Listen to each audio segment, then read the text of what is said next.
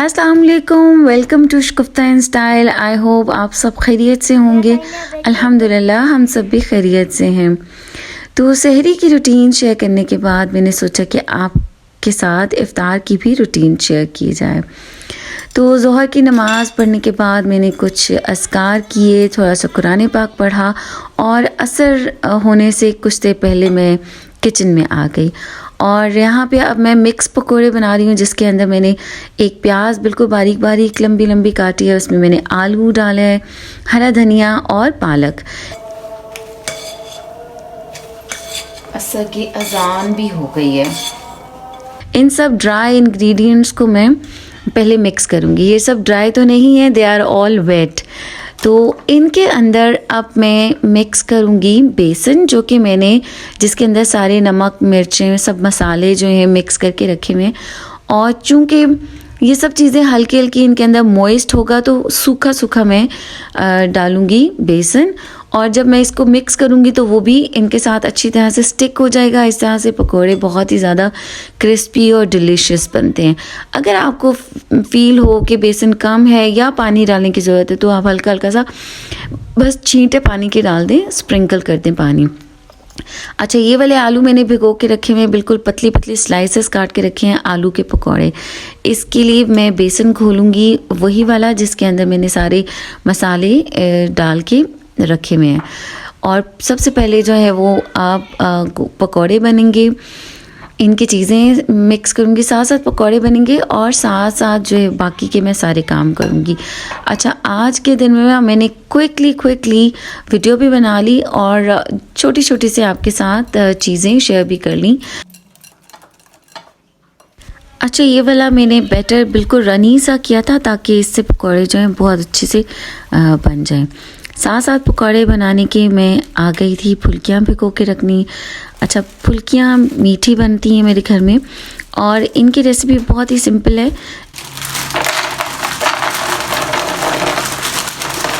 दही के अंदर जो है वो पिसी हुई शुगर ऐड करती हूँ और फुल्कियों का मसाला जो कि मैंने लास्ट वीडियो में आपके साथ शेयर किया था, मैं घर पे बनाती हूँ।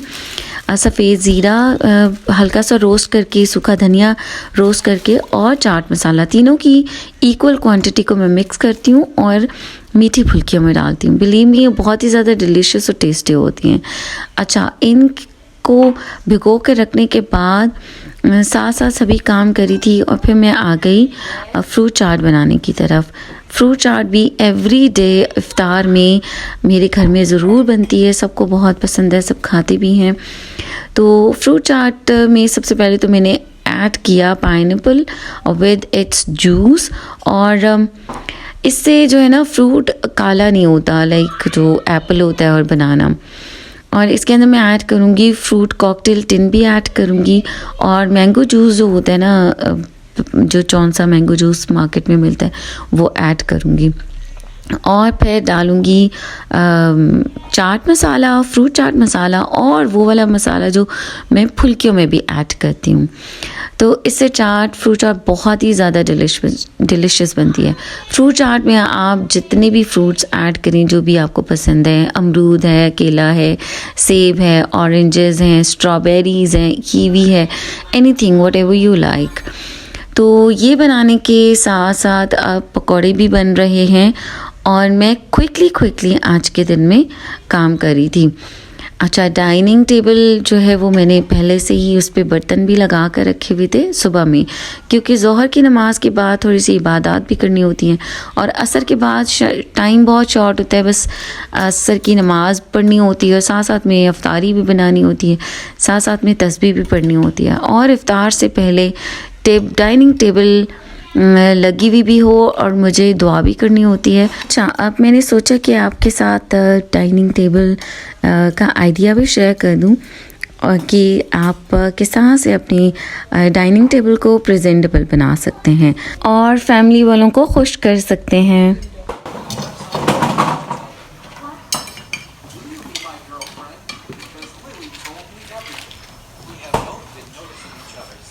Can you please get a sign? अच्छा, पकौड़ों के लिए मैंने स्टैंड वाली डिश ली है ताकि वो प्रेजेंटेबल और प्रोमिनेंट लगे। तो इस तरह से कुछ डिफरेंट डिशेस आप यूज़ करके टेबल को ब्यूटीफुल और प्रेजेंटेबल बना सकते हैं। और मैंने एक डिनर सेट लिया है जो कि कंप्लीट डिनर सेट था, जो कि हमारी फैमिली के लिए काफ़ी है।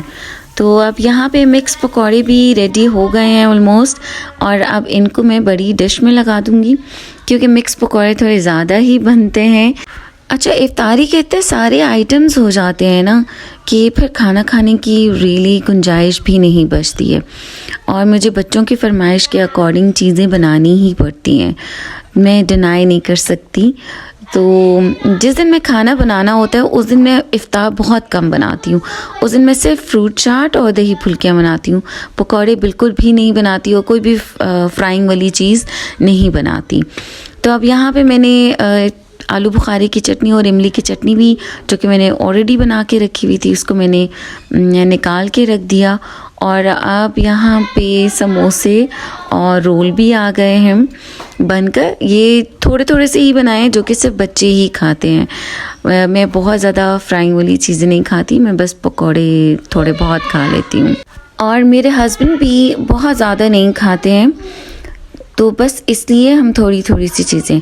अच्छा, अब यहाँ पे मैंने रैंच मेयो सॉस भी निकाल दिया है और चिली केचप भी निकाल कर रखा है, इसको भी टेबल पे रख दूँगी। अच्छा, अब ड्रम स्टिक्स और शामी कबाब, ये भी मैंने ऑलरेडी बनाकर फ्रीज़ करके रखी हुई थी। अब देखें कि सब चीज़ें ऑलरेडी फ्रीज़ हुई भी पड़ी हुई थी, तो with in very short time मैंने इनको क्विकली इफ्तार के से पहले बना कर रख लिया, असर के बाद से इफ्तार तक। अदरवाइज़ आपको सारा दिन लग जाता है इफ्तारी बनाने में। तो फिर अब मैंने ये टैंग बनाया है, मैंगो टैंग, जो कि बच्चों को बहुत ज़्यादा पसंद है। और जामे शीरी भी एवरी डे ज़रूर बनता है, और मैं जामे शीरी के अंदर जो है लेमन भी स्क्वीज़ करके डालती हूँ, उससे बहुत ही ज़्यादा जामे शीरी फ्लेवरफुल हो जाता है, डिलिशियस हो जाता है। अब यहाँ मोहित को खुशबू आई समोसे और रोल, मोहित ने देखे तो मोहित बैठ कर खाने लगे, और मैं आकर बैठ गई थी कि अब सब चीज़ें ऑलमोस्ट रेडी हैं, तो मैं बैठकर अपनी तस्बीह पढ़ लूँ, कंप्लीट कर लूँ और दुआ कर लूँ। और ताकि मैं बैठकर दुआ करूँगी और तो बच्चे भी आ जाएंगे, मैं बच्चों को भी बुला रही थी कि आ जाएं और मेरे साथ दुआ में शामिल हो जाएं। तो इस तरह से बस मैं दुआ करने लगी और एक एक करके बच्चे भी आ रहे थे। और वैसे भी कहते हैं कि वो टाइम इफ्तार से पहले ऐसा टाइम होता है कि जिसमें हम दुआ करें तो अल्लाह ताला कबूल करते हैं। तो अब यहाँ फाइनली फुल्कियाँ जो मैंने भिगो के रखी हुई थी, और उस वक्त दही अवेलेबल नहीं था, एंड टाइम पे दही आया तो मैंने क्विकली दही फुल्कियाँ भी मिक्स करके रख लीं। इसकी चीज़ें भी चीनी और मसाला बना हुआ था तो क्विकली बन गया। अब सब यहाँ पे बैठ के इफ्तार का इंतज़ार कर रहे हैं।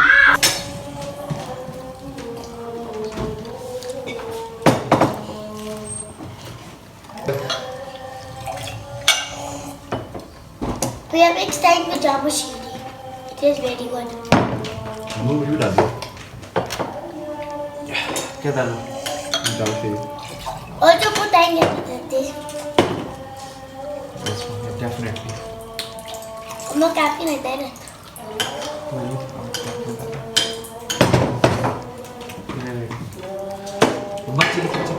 I'm eating the last samosa. There's still one more. What?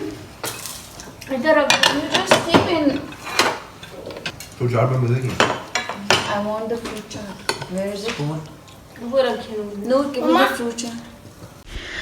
इस महीने की बरक़ात ही इतनी ज़्यादा होती हैं अल्हम्दुलिल्लाह कि हर किसी का डाइनिंग टेबल सजा हुआ होता है, और हम अल्लाह ताला का जितना भी शुक्र अदा करें वो कम है, और अल्लाह हमें इसकी तौफीक दे कि हम दूसरों का भी ख्याल रख सकें। आमीन। Give me Java Shiri with time. Next. Yes. भैया, Pass. give me the time. What it is good. It's not my fault. रोज़ा इफ्तार करने के बाद क्विकली जो है मगरिब की नमाज़ अदा करते हैं।